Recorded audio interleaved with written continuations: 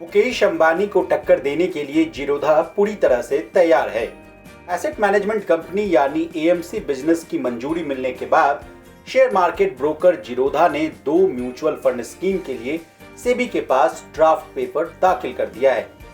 इसके साथ ही जीरोधा देश की सबसे नई म्यूचुअल फंड कंपनी भी बन गई है।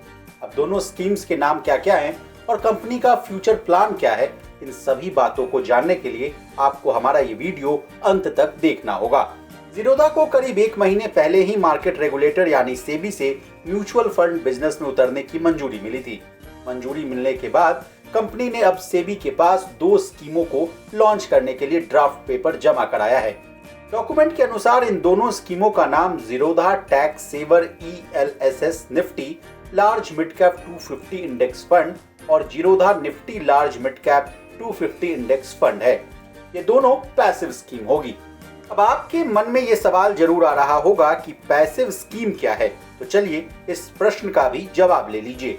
पैसिव फंड वास्तव में म्यूचुअल फंड का ही एक प्रकार होता है जो कि निफ्टी, सेंसेक्स आदि जैसे इंडेक्स की नकल करता है। सेंसेक्स 30, निफ्टी 50 में उनके वजन के अनुपात में निवेश होता है। पैसिव फंड में मैनेजर की सक्रिय भूमिका नहीं होती है। मैनेजमेंट फीस कम होने के चलते इसकी लागत भी कम होती है। अब एक एक करके इन फंड्स को विस्तार से यानी आसान भाषा में समझने की कोशिश करते हैं। सबसे पहले Zerodha tax saver ELSS Nifty large mid cap 250 index fund को समझते हैं। यह एक open ended passive index ELSS fund होगा। ELSS का मतलब इक्विटी लिंक्ड सेविंग स्कीम होता है। यह एक टैक्स सेविंग स्कीम होगा जिसमें निवेश पर इनकम टैक्स सेक्शन की धारा 80C के तहत टैक्स कटौती का लाभ में मिलेगा। इस फंड में 3 साल की लॉक इन पीरियड होगी। यह fund Nifty large mid cap 250 index में शामिल शेयरों के समान अनुपात में निवेश करेगा। अब आइए दूसरे फंड पर। दूसरा fund Zerodha Nifty large mid cap 250 index fund है।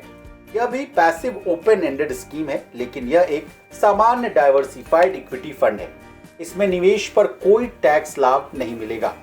हालांकि इस फंड का लॉक इन पीरियड ELSS की तुलना में कम होगा।